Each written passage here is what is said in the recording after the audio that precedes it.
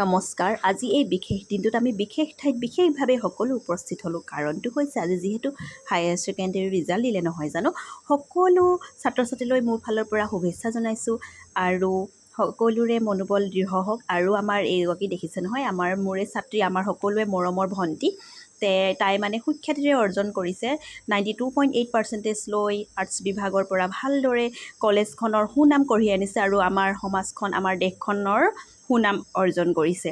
আৰু এয়া ছোৱালীৰ মাক, আৰু হৈছে এয়া আমাৰ ৰান্ধনীবিলাক, তেওঁলোকে আমাক শুশ্ৰূষা কৰিছে আৰু সকলো জ্ঞাতি, আমাৰ আপাদৌ বৌহঁত সকলোৱে আহি খবৰ কৰিছে। যিহেতু আমাৰ গাঁওখনৰ ইমান সুন্দৰ এটা ৰিজাল্ট পাই আমি যথেষ্ট সুখী, আনন্দিত হৈছোঁ। আৰু ৰাতিলৈ এয়া ভাত সাজ আমি সকলোৱে মিলি এনেদৰে খাবলৈ লৈছোঁ।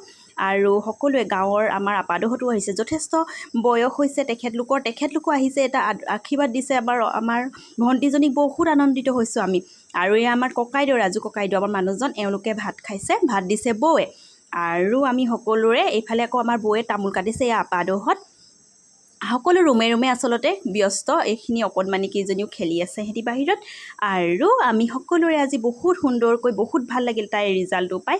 তাইক আশীৰ্বাদ কৰিব আপোনালোকে সকলোৱে, যাতে অনাগত দিনটোত যাতে সু নাগৰিক হিচাপে তাই আমাৰ দেশখনক আগুৱাই লৈ যাব পাৰে। এয়া হৈছে আমাৰ, এয়া দেই বাই।